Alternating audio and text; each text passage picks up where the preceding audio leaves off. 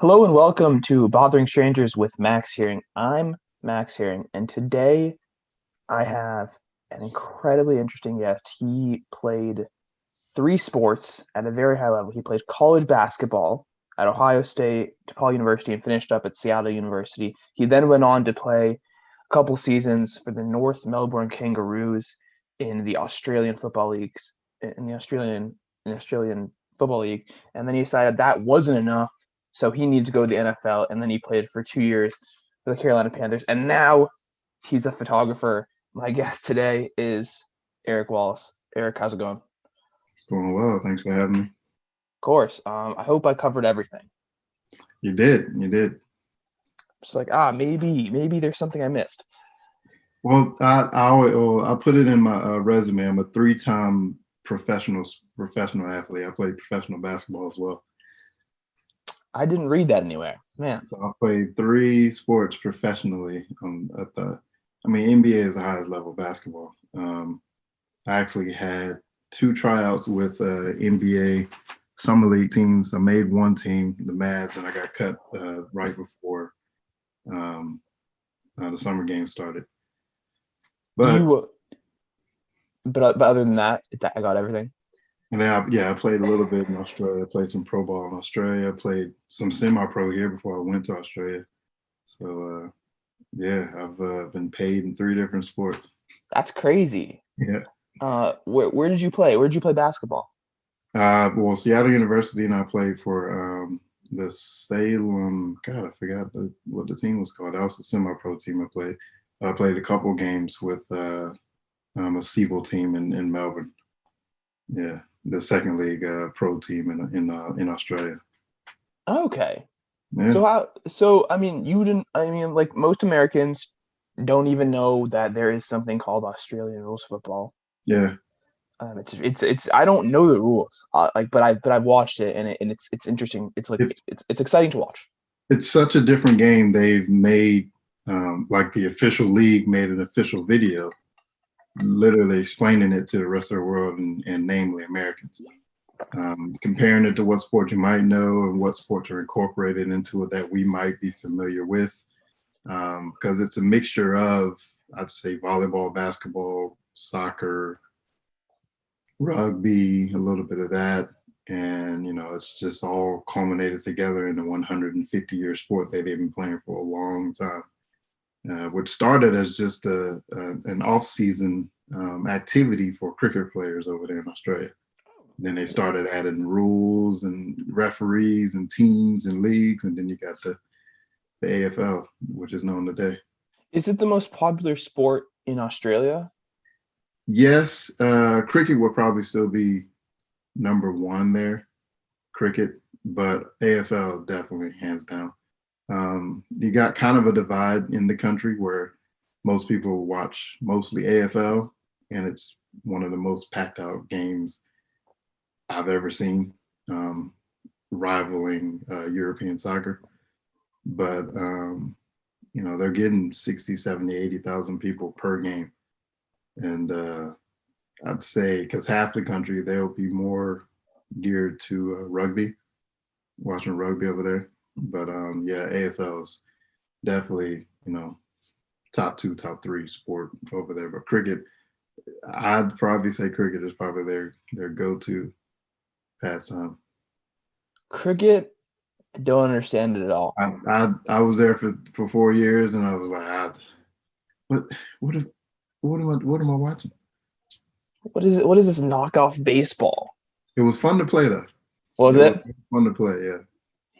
I hear the games go on for like days in cricket. Yeah, there's a test cricket. Those go on. They can go on for 5 days. That's the games where you see them all wearing white. Yeah. Both teams wearing white. Those games can go on for multiple days.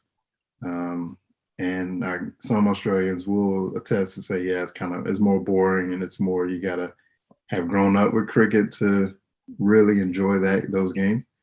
But there is, I think I forgot what it was called, but there's a faster game where it's more so just I want to go see some big hits. And I got accustomed to those, and those are fun.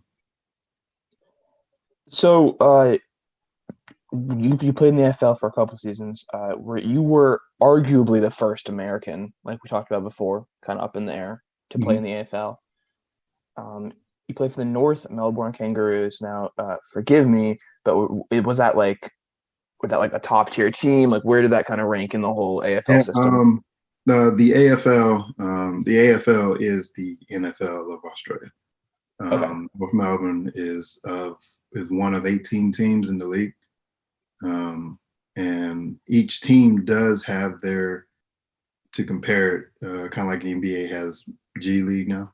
yep.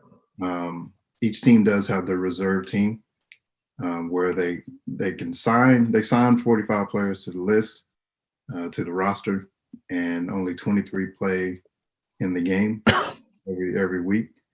And those other remaining players, so three of them are reserves, just in case someone sick, injured, can't play, whatever. Um, the rest of the players are usually playing in a reserve game in a, you say lower league, but you're still playing against AFL caliber talent. And a lot of those guys are maybe younger, there for development. Uh, Maybe one player is just playing way better than them at the time, so they need to, you can't have two, the same position out there doing the exact same thing. But yeah, I play a lot of my games with the North Ballarat Roosters and then the Werribee Tigers. But I was on the North Melbourne Kangaroos. It it seems closest to like how to put it in the American context, like in the MLS with soccer, they have like the LA Galaxy and the LA Galaxy 2, Yep, and it can go both ways. yep.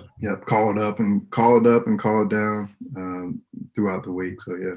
How often were you? I mean, obviously, when you got there, I can imagine, they were like, well, we have to teach this guy like the I had to rules, the way learn. to tackle everything. I had to learn everything. I remember my first day I got there for um, my 10-day trial with North Melbourne Kangaroos. It was I walked into the before practice, walked into the team meeting right before we went outside, and I had to get over the not the language barrier, but the accent barrier. It's tough. I had to get over that, just and also the sport lingo, because every coach and every sport has their own different language as to what is this, where am I going, what direction. So I had a really hard time understanding what was going on, and I'm just the American there that just did a good job in the combine, and now I'm here as a, I hate to use it, but guinea pig to see if Americans can make it over here. Um, so I had a hard time understanding, but for the first, I'd say maybe 3, 4, 5 months there, the main team was practicing, and the only thing I really joined them in as a whole was like stretching and conditioning. But I was off on the side with the development coach, literally just learning the basics of the game, the skills, the kicking, handballing, um, mainly the kicking, because you got to be able to kick the ball to play the sport. But I was really with the development coach, John Lamont, and just going over the basics of footy, and just then I started to get peppered into the team drills and peppered into the competitive drills and stuff, and then about a year and a quarter, that's when I started to really find my stride and figure out what I was really good at, and become a valued asset to the team. So So we talked about this before, but it's like it's not like in rugby where you can like kind of pass backwards. Like the only way to move the ball forward, well, other than physically running it, is to kick it. mhm. So does it? I mean, obviously, I assume there's somebody that like is the best at it. Oh yeah, there's some guys yeah, of course you got guys that are better kicks than others. Um, But you also have to kick though at certain oh yeah, points. you still got to be able to you got to be able to at least hit a player 20 meters from you, you know, without it going over their head or flying off somewhere else. And a lot of this is done under pressure. Someone's coming to tackle you, and you got to be able to kick it or find your target. And we're talking about the same pressure that we're talking about, the same pressure that Patrick Mahomes was under during the Super Bowl. We're trying to kick the ball to someone the same way he's It's trying to harder, throw it yeah. to someone. So, I mean, that guy he's being guarded. He's got a guy on his back, but we're kicking it to him like, hey, catch this. So, like we also talked about earlier, there have been a couple Australians who have played in the NFL Mhm. or very high level Division One football, and they have a full background in Australian rules. So, if you come from that background where you're like, you know, it's like accuracy plus like there's a lot of pressure, you have to kick it, you have to do it very quickly, and then you go to the NFL or whatever the NCAA Division One. I feel like isn't that just going to be like easier partially because you have, I mean, obviously you have a little you have people running at you when you're a punter, but you don't have the same accuracy issue that you need to do, and you know I mean, nothing. I mean, there are a lot of great American punters, um, and but there you'll notice that when you do see or run across an Australian on the roster that's the punter, um, they're talking highly about the skill level and the way they can place the ball. Like the commentators, they're talking about it for a reason because it's just when they're 8, they're learning how to kick the ball into the air where they want it. It's just something they've grown up with, definitely playing footy, and that being their pastime, that being their sport. So it would be kind of easier when one, you got pads on, and two, you can't touch the punter. no, not today, not today, you can't. So you just catch the ball and kick it 5-6 times a game, and that's it. Just to back up, um you found out like that there was this AFL tryout in Los Angeles after college, Mhm. and like what was the thought process? Were you just like, I'll see what's there? I found out about AFL because I was willing to take a NFL scout workout. Yeah, a teammate of mine, Aaron Broussard, at Seattle University, he had been approached by I think it was then San Diego Chargers scout, and he was going to do a workout one day. The workout never happened; we just couldn't make it. But my agent at the time found out I was willing to play football. Then he had found out that Australia was looking for Americans to play football, and we kind of had an idea of like it's not the same football. It's not, so we kept it in our back pocket um, until the mini combine came about in LA. And until then, I'm going to Europe to play basketball. I was getting contracts to play ball and like Germany and Spain and stuff. And then August came. I was like, let's just go to LA, free trip to LA and do the combine to see what it's about. And it was, they brought about 30, 40 guys, most basketball, some football players. And they picked 3 of us to go to Australia, do the main combine, the real combine. And one got picked, and that was me. Or you, I mean, once you like did the trial, you're like, oh, this is actually like something I could see myself doing. Yeah, it was. I was excited because one, I'm in a different country, a whole different country on the other side of the world because of sports and playing an entirely different sport. And I've always been one to like different things. Um, I'm definitely a polymath, like trying and becoming a really good or expert in different fields. Um, and that was a challenge that I enjoyed. And one, I enjoyed being a pro athlete. And, a year and a half before that, I just recovered from a broken leg. And, I was kind of like, am I going to still be able to perform at a high level, at the highest level? And here I am doing it in a different sport in a different country that most of my fellow Americans didn't even know about. So That's that's like it's all like very unlikely, when you like hear it out loud.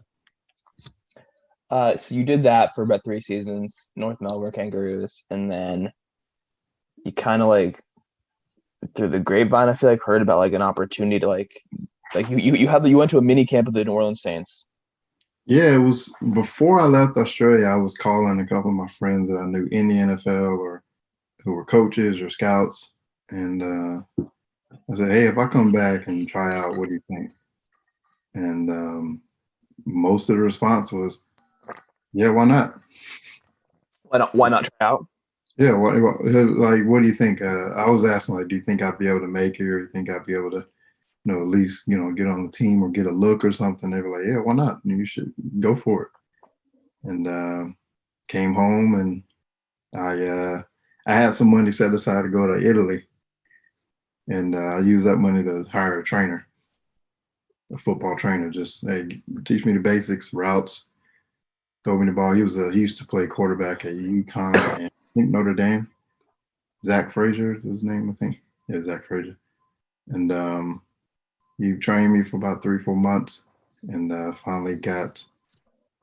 Actually, I got the mini workout. I got to work out with New Orleans because one of my assistant coaches at DePaul was a Pelican scout for New Orleans Pelicans. The basketball team. Okay. Yeah. And he noticed I'd still, noticed I was back home. He's like, hey, called me one morning, like, hey, you still playing, football and stuff? Because, we share the same campus, the Saints and the Pelicans. And GM's always saying, hey, some basketball players are trying to do it. Let me know. Because Jimmy Graham had so much success. And I knew Jimmy Graham from high school, and like, yeah, they want to try basketball players out at the tight end and large wide receiver position. They say, hey, just make a highlight tape or a tape of you working out, send it to me as soon as you can. I got a couple of my friends and we went to a park and just threw the ball a little bit and ran some routes, and they called me out. I think the next week I had a 1-day workout, did some DN and tight end workouts, and then they brought me back to rookie minicamp. I was there with Dan Campbell, of course, Sean Payton. But yeah, that was my first official, like, being on the field, as an NFL player, not knowing what I was doing at all. Still didn't know, like, the route concepts or how to read a defense. And I know I ran a route a couple times wrong because the safety was in the middle. You need to run it this way. Open midfield open. You need to run the middle. And I messed it up a couple times. But it was a sign that I could do it. So I kept training, and then found out that Ricky Pro was about 10, 15 minutes from our house. Prolific Park is in Greensboro, just up the street from where I live. And I kept knocking on his door, but he was out on vacation. So I came up there for about a week to see if he was back in. And I walk in, he's finally there one day and said, hey, I'm such and such, I'm 6'7", I run a 4.6 40. I want to play. Fast. Yeah, he said it was, come back tomorrow. If you can run that 4.6 40, I'll call the Panthers for you. Came back the next day, ran the 4.6, ran the 4.65. We ran some routes. He threw it to me. And walking on the field, he calls Mike Shula and Pete Hayner. And then they finally set up a workout for me. It's again, it all seems very unlikely. You ended up playing 2 years there for the Panthers, but you hadn't played football since you were like 13. Like, yeah, I hadn't played since middle school. At a private school, and we were just out there running around like the little giants. I like that. I like that. Yeah. Good reference right there. So the transition. What's like, obviously, you have to learn an NFL playbook. You have to learn like how to run routes, how to you were on offense, so how to block guys, especially as a tight end. What was the difference between like workout like routines? Like how did it change from going to? Obviously your size probably stuck around the same, like your weight was probably similar, but from going from Australian rules to NFL, what changed with like the way you worked out, the way you ate, and that type of stuff? A lot of it changed. When I came back when I was in Australia, I was 230 pounds. Oh, Best smaller. shape of life. Yeah, like 8-pack and could run, forever. They get you in that shape because they were probably the greatest athletes I've ever seen. Australian rules football players. Best kept secret. They could just run all day. But I had to put on a little weight. I got up to 250, 260. That was my playing range as a tight end. You got to have a little bit of weight if you're gonna block that D end. So the workout was a little different. Yeah, it's more power, and then you still want to maintain your speed because that was one thing that was that worked for me. Big, tall, and fast. Yeah. Big speed is what Coach T-Mac at our special teams coach would say. Like, big speed, man, you can't teach it. Can't teach it. If you're big, strong, and fast, we can use you. So special teams, and especially on offense. And no, not much changed. I did put on a little weight to play tight end. But the toughest part was just the mental aspect of it, learning an entirely different sport, a different lingo, different world, something that we can watch on TV and think, man, that's easy. Just do this, just do that. Like, why isn't he doing that? But you realize it's such a team sport, and if you're off one step, the play doesn't work. I know. That's why football is so crazy. Do you think football is one of like the few sports where, like, I mean, this isn't for everyone, but like, being big, or like in your case, like tall, and then having just, a crazy like amount of athleticism that allows you to be fast, can get you in the NFL. Because like a lot of sports, like in baseball, like it's good to be fast, it's good to be tall, but it's not going to get you there, Right. In basketball, like at some levels, but at like for the NBA, like that won't do it, So do you think Right. football is one of the few sports where like that can really push you far? It can, yeah, I feel like out of our big three in America, being big, tall, and fast will help you most, at least getting in the door. Yeah, basketball, you got to have a certain amount of skill. You still got to be able to dribble it, or at least, make a layup or something like that, or hit a wide open mid range. Yeah. Unless you're just a lockdown defender. If that's your claim to fame, that's cool. But baseball, you still got to be able to hit that ball Or pitch. Yeah. or throw it and catch it. Baseball, I feel like being tall does the least for you. Yeah. Unless you got a 98 that's just pristine. Pretty much, yeah. Yeah, NFL, there's something to it. Yeah, they can see if they can put you on the edge of the line and see if you can run a route or get to the quarterback. And if you're slim, big, and tall, you can be a wideout that can give cornerbacks a headache. So yeah, there's still a lot of skill to learn from it, and nuances as far as like beating the defender, learning defenses, and being on the same page with quarterback as far as on offense.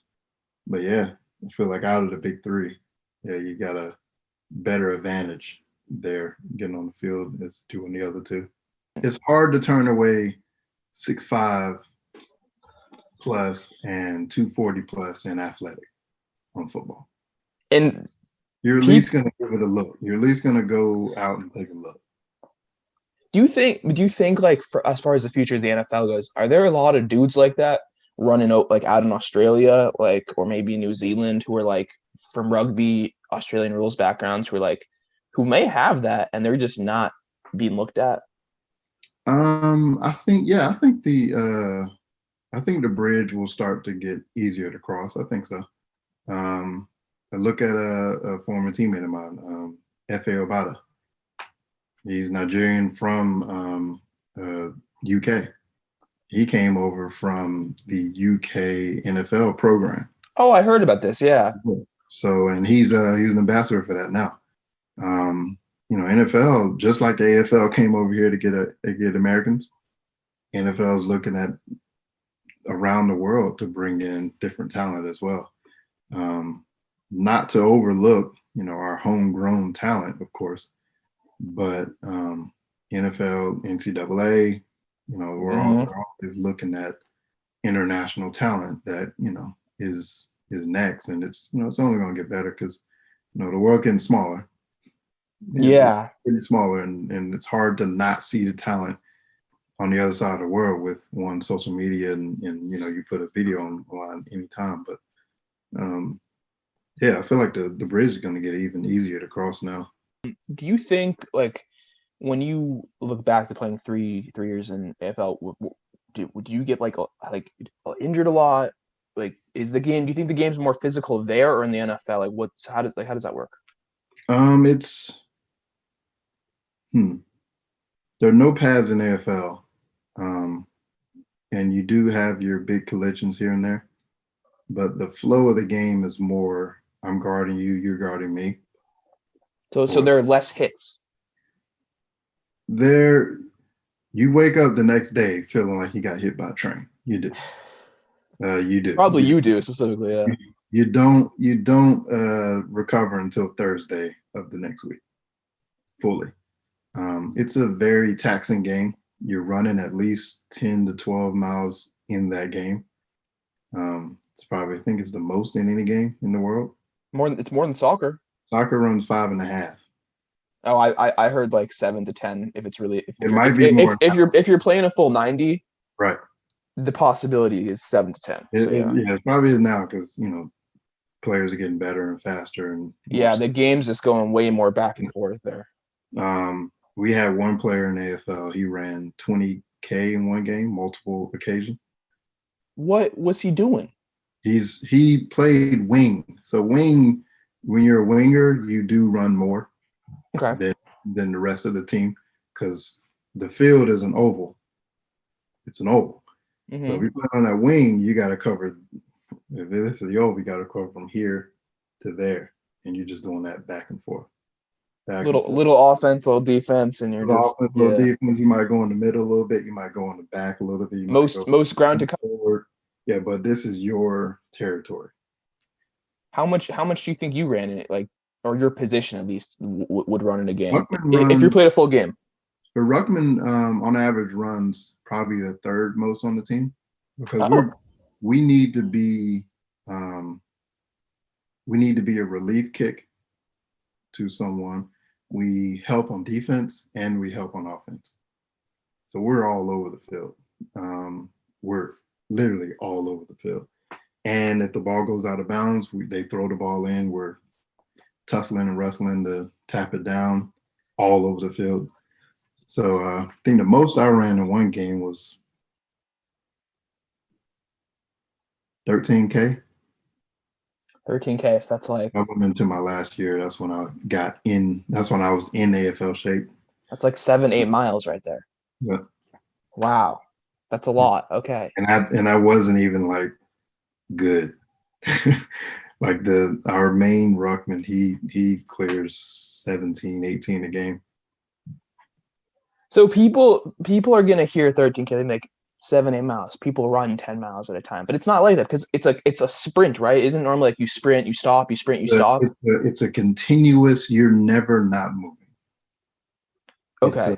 When I talk about 20K, that guy who ran 20K, he's running, jumping, catching, shrugging off tackles, tackling, kicking, jogging when he's not the ball's on the other side of the field, but he's still got to move to the place where he needs to be next.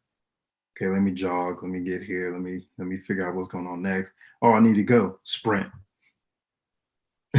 So is there a part of the game where, like, no matter what position you play, where you have to be smart about how you use your energy to make sure, like, okay, I don't need to sprint, I can jog, and then I need to sprint now?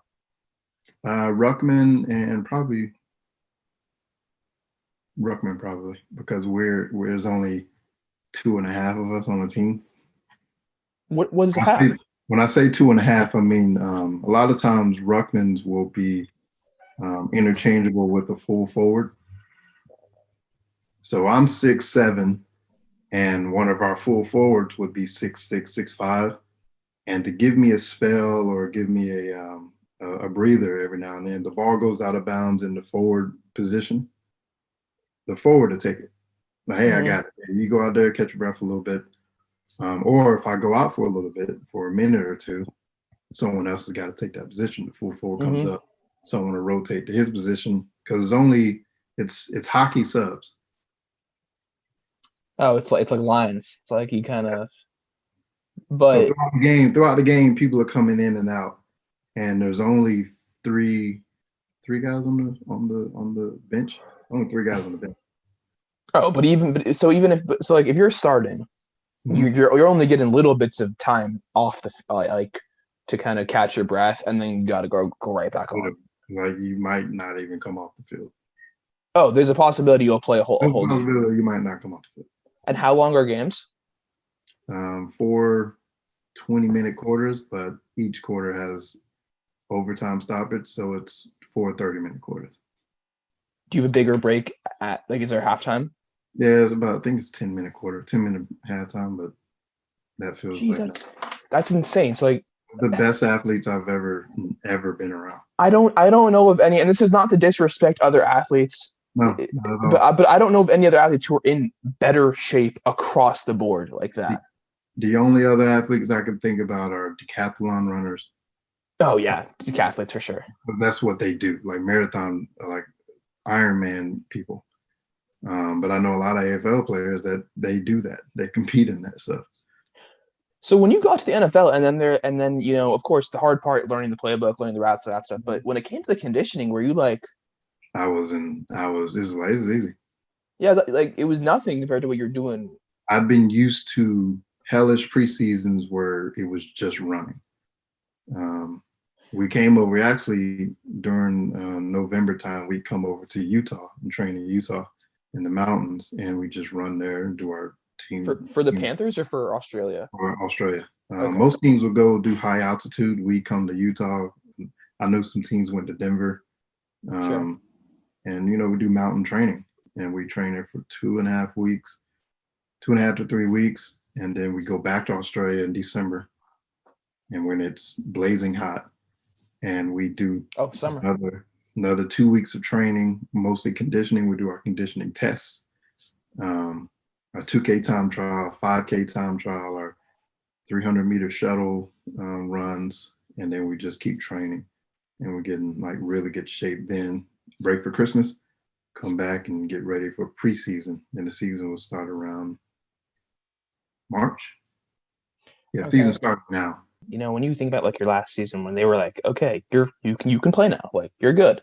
How popular were you in Melbourne? Were you being noticed on the street, or did you kind of get like accepted as like, oh, it's the American guy? Was it like, how did that work? Yeah, it was a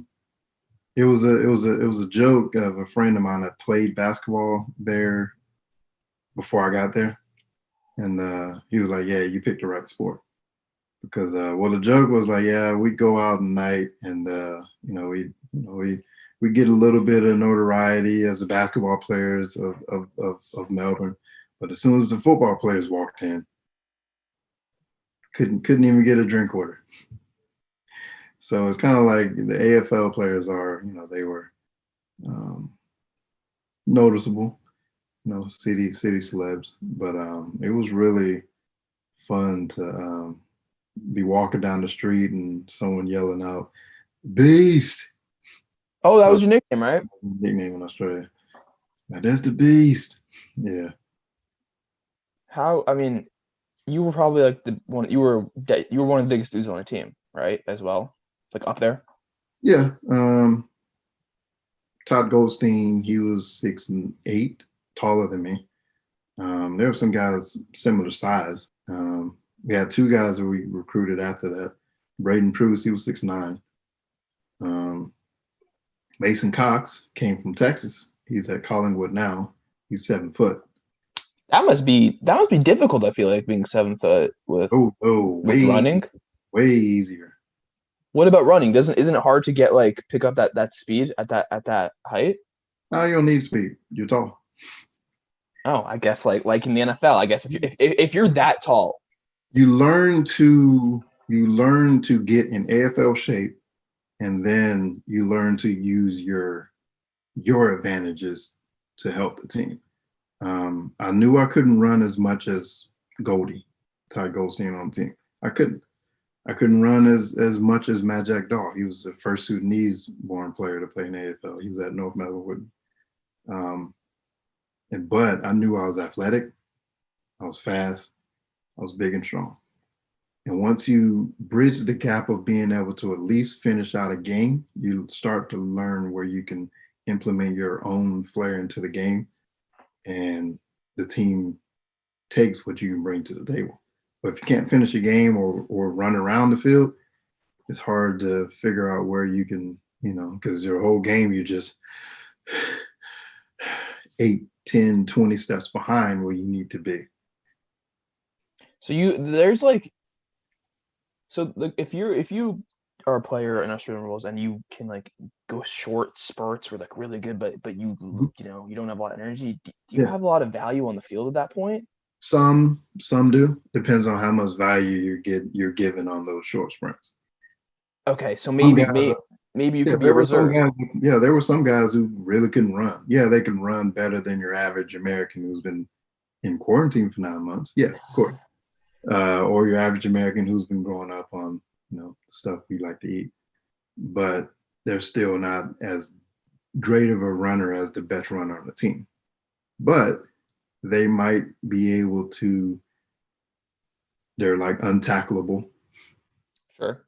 Or they're 7 foot. Like that guy. Yeah. And Mason's probably in great shape now. Like he can move, he can run. But if you're 7 foot and can't really move, sometimes they can. It's kind of like a Taco Falls.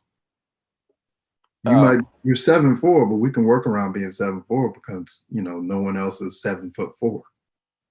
Right. Or Boban can't move really well, but if we put him out there, all he has to do is turn around and put his hand up. He could dunk. And especially in his case, he spends a really short amount of time on the court, and there's 2-4 points, and then you're off. Exactly. So you kind of live with some of the limitations until you can build up their agility or endurance. But some players you just live with what you can get because they might be the greatest at what they give you and not the best runner on the team, because everyone can't be the best runner on the team, but they might be the best kick. They might be the craftiest as far as they might be terrible endurance wise around the field, but once that ball is 50-50, they might always win it every time because they're full speed and throwing their body on the ground and stuff. So that's the value of having like a reserve guy, because you can come and give us 2 or 3 minutes here and just and help out. Like the Bash Brothers of Mighty Ducks. Yeah, they were terrible skill wise, but you know what they gave you. They're gonna bash some heads in. That's what we need. Love that reference. Exactly. Love the Bash. I know you gotta go soon, so I do want to ask about just a couple of things. Did you 3 years AFL? Did you just want to go back home, or was it like what led you being like, I think my time's up here? It was a little bit of both. I was hoping to get a serious look from another AFL team. There was sniffs here and there, but it just never happened. And then I kind of was ready to come home. And then with the added element of, hey, the window's cracked for NFL, there's a possibility there. I was ready to go. But no, if people ask me, do you miss Australia? I was like, yeah, I'd move back in a second. Yeah. It's a great place. Yeah, it was phenomenal. I had a really good time there. You've been a photographer now since you retired from the NFL. Yeah. I've been professional photographer now for about 2 years now. That came about from the career that I picked up in Australia. That was modeling. You were modeling in Australia? Yeah, I modeled for 2XU, a New Zealand-based company, but mainly a lot sold in Australia. Modeled for them for about 3 years, and I came back, put on a little weight, kept modeling. Been exclusive for DXL for 3 years now. Now I'm, still modeling. I've been modeling since 2013 now, I think. Wow. Yeah. In front of the camera, you meet so many different cool photographers in different locations, cool locations, especially with DXL. We've shot all over the US and like from LA to Miami to New York to Idaho. We've had like awesome shoots, Arizona. And it was those photographers that led me to picking up the camera myself. And been shooting now for about 2 years professionally, and I love it. So you're doing both modeling and shoot and photography. Yeah, mostly more shooting nowadays. Actually, just signed with another modeling agency based in North Carolina, but shooting allows me to put my vision out there. So No, I understand that. It's like, have there been shoots where you've been a model and the shoot happens and then they got to edit the pictures and do everything and then you're like, that's not what I wanted. I think the money's so good, I don't really care. I've heard the money's good. But with DXL, it's basically just big and tall, athletic or casual or formal wear. So it was really not too much, out of the blue would be, like I don't like that. So it was pretty easy gig. Yeah, I see a lot of people. I feel like they'd hear that you're a model and they'd be like, how can like at that height and that size? And big guys need clothes too. That's exactly it. And in that case, little guys need clothes too. There you go. I'm in the middle, but I know who I'd be marketing to if I were modeling. But that's actually I haven't been doing DXL shoots, and most of my shoots I'd have to get my hair shaved and beard shaved down, and quarantine gave me a chance to grow it all out. So I'm like, yeah, I'm gonna grow it out while I can. That's what I was thinking. I was about to ask you. I don't feel like you can come to a shoot. Nah, you gotta do some preparation once you get the call. Yeah, it's usually just haircut and make sure I'm all like pedicure, manicure, model stuff. But you got to stay in shape though if you want, right? For yeah, keep modeling. well, big and tall is kind of like you got a little leeway because big and tall. If I get in too much shape, I'm not big anymore. But It's true. You'd be slim and tall. Yeah, but no, I have ever since I retired from football, I've been not needing to weight. I think I ended my football playing career at about 300. No, as a tight end? I played one season as a tackle for a semi-pro league after the Panthers, and I was like, I don't need this weight anymore, so I just started dropping weight. I'm about 275 now. How does that process work, dropping weight? I mean, does it mean like suddenly you're intaking a lot less calories, but do you work out differently? No, don't really work out that much different. It's more so just the calorie restrictions, and it's not like there's a deadline I need to get to or a weight I need to be at a certain date. So it's just take your time, eat healthier, work out at least 3 times a week. Oh, not that much. No, I mean you don't necessarily have to train like I'm training for the Olympics anymore. Yeah, just stay active. It's me just staying active and not eating as much as I used to. How many calories a day do you think you were doing in the AFL? Oh, AFL, I could easily do so much running, and yeah, I was easily doing more than 3,500. Oh, so like 3,500, 4,000 a day? 4,000, probably 5. Okay. Breakfast would be pretty hearty. Beans, poached egg, Australian. Beans, poached egg, avocado toast, some bacon. And lunch would be pretty big. And I'd always make dinner pretty big. So yeah, I was actually a lot higher than that. You're like, oh wait, that was not that at all. A lot higher than that. But you're doing so much running every day, you're like, I need something in me. I feel like it's unhealthy if you're not pulling in ton of calories. I mean, you think it maybe 6?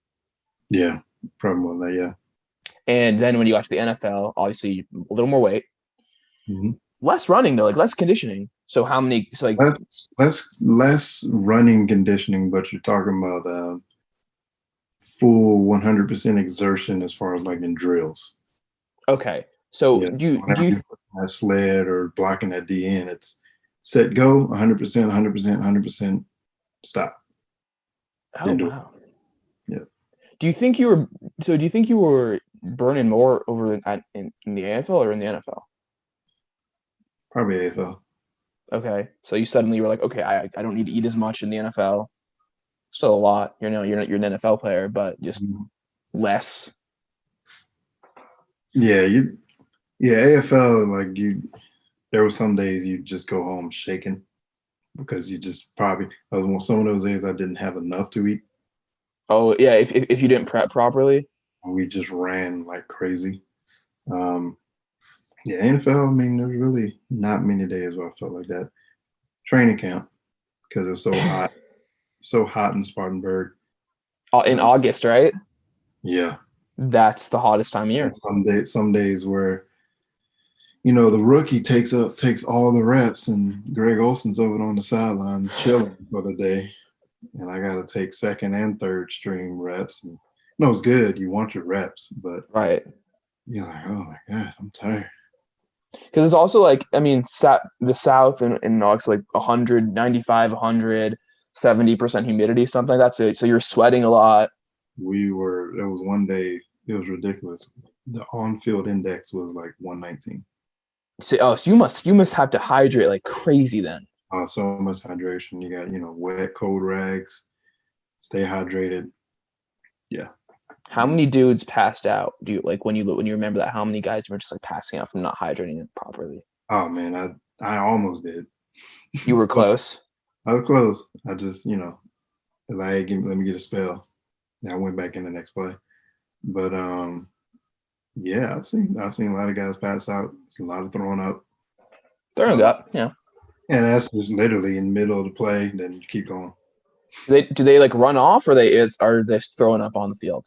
There was a lot of guys throwing up on the field, and then we just Mm. move the play up 10 yards, and hey, y'all can know that. Oh man, that's There was that. one. There was one.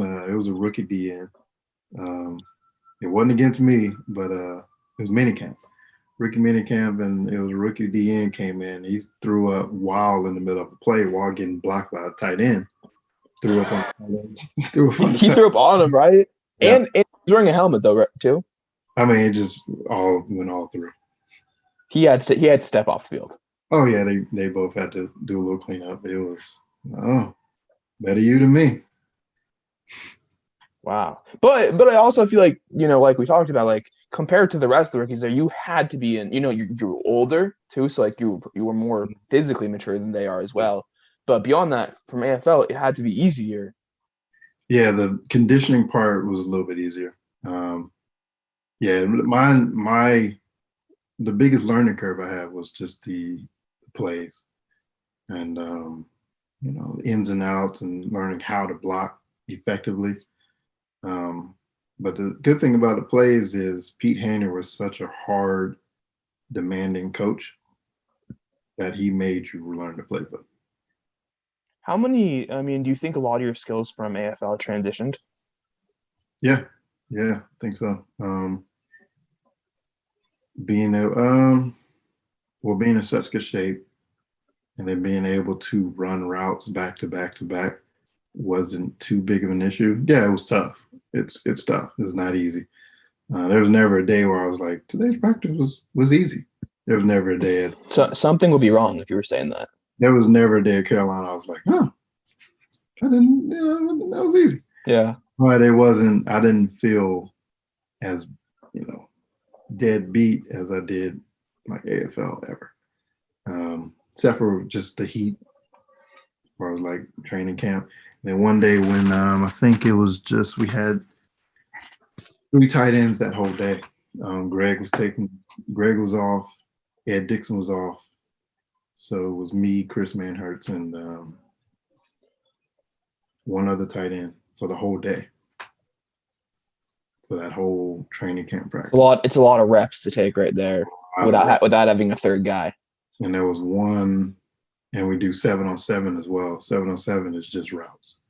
And no blocking, right? no blocking. I ran 9 routes in a row. See, people are gonna be like, "Why is that so hard?" The people are listening. It's hard because the Carolina route is you're talking about a 7 and 8 and 9. So that means I'm just going out the field, coming back, getting in the huddle. Okay, going out the field, come right back, get in the huddle. Okay, going out the field, going back, getting in the huddle. Okay, and I remember that day, Pete Haney, Coach Pistol Pete, call him Pistol Pete because he's fiery. He lights a fire under your butt, and we love him for it. But he even came out. He was like, "Man, I've never seen that done before, man." There's 9 routes in a row, just up and down. It's that AFL training Stuff. And I was, even after that, I was like, that was tough. Let me get 3 minutes. Luckily we had a little spell before the next part of practice. And let me get a spell. Neil Rivera, he ended practice like 5 plays early because he saw how much we were working the tight ends. He literally said, like, "Yeah, we're into practice because tight ends been working the tails off, guys. We only got 3 of them, so I had a good practice, good job," and he let us break it down. Yeah, I'm happy I didn't play football. You got to carry your weight, and sometimes you're carrying more weight than you thought that day, but it's the ultimate team sport. It's crazy how like you really one good player by himself can't do anything. That's why they get on a lot of the running backs, and I'm like, the running back can only be as good as his O-line. Oh my God, and a quarterback. And can only be as good as his quarterback. If the quarterback can't hit a wide receiver, they're not worried about the pass. So they're going to pack the box in, and the running back can't run anywhere. The O-line can't move the D-line anywhere. Running back can't get 2 yards. If the tight end can't take care of the D-end or the linebackers, you just paid a running back $40 million just to get hit all day. And it's also like I feel like whenever you're watching an NFL game and you see the quarterback, just one dude, open hole, runs in 2 seconds, and then he either sacks the quarterback or the quarterback kind of gets the ball off, but he still takes him down. That's only one guy making one mistake. Yep. Everyone else is doing fine. It's one guy. Mm-hmm. It's the ultimate team game, and even up to the guys in the office with the headsets. For relaying the plays or what? Offensive coordinator, defensive coordinator, they're playing a chess match with the OC's playing a chess match with the other team's DC. Right. It's like on this 3rd down with 4 to go, and they're using to run this defense. I need to run this offense. If he's making mistakes left and right, you're throwing picks. Yeah. Oh my God. Yeah. It's up and down. Everyone's got to be on the same page and do your job. That's what Coach Hanner would always say. Just do your job. Don't worry about it. Don't worry about the next guy. Don't worry about him. He's going to do his. Do your job. You think? I mean, Australian rules. Do you think that's a team sport as well, but not like the NFL? I can't imagine. Yeah, it's very much team sport. You gotta. It's more of a team sport in the way that basketball is, though, and soccer. Where one player really can take over. One player can take over, can make a huge, miraculous play, shake off 3 players, and then kick it forward to a big forward waiting in the end zone or waiting in the forward line. But a lot of that, you also got to react off of him, and he's going to do something crazy. If I'm just sitting there watching, oh, wow, that's crazy. Instead of getting into a better position to help out, he just did all that for nothing. Okay. So it's like Kyrie or James Harden, pat, dribbling through 3 players, but then I don't make a backdoor cut to do a wide open dunk. We just saw him do all that for nothing. So there's guys that take over and guys that are miraculous with the ball, putting it where they need to, but you also got to be reacting and be ready to do your job. Yeah, these are crazy. These are crazy physical sports. Oh yeah. So watching the AFL game, it'll be season starting up this month. I think games start officially next month. So yeah. I'll have to check it out. Thank you for talking to me for this long. Man, that's cool, man. Just doing some editing photos, and that's about it today. Okay, cool. Well, good to know. So thank you for coming on. Thank you for letting me bother you. Where can we find you?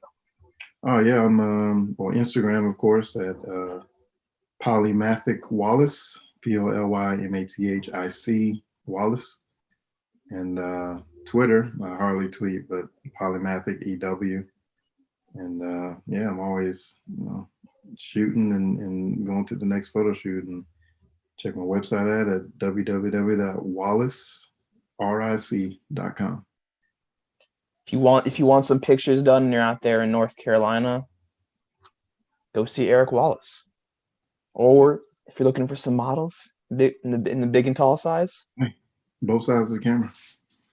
Just can't stop him. Jack of all trades over here. Mm-hmm. Thank you for coming on. Follow Eric Wallace at Polymathic Wallace or WallaceRSC.com to check out some of his portfolio stuff, his photography work, maybe some of your modeling work. Yeah, you'll see some little bit of there too. Yeah. And thank you for watching. Follow Bothering Strangers on Instagram at Bothering Strangers.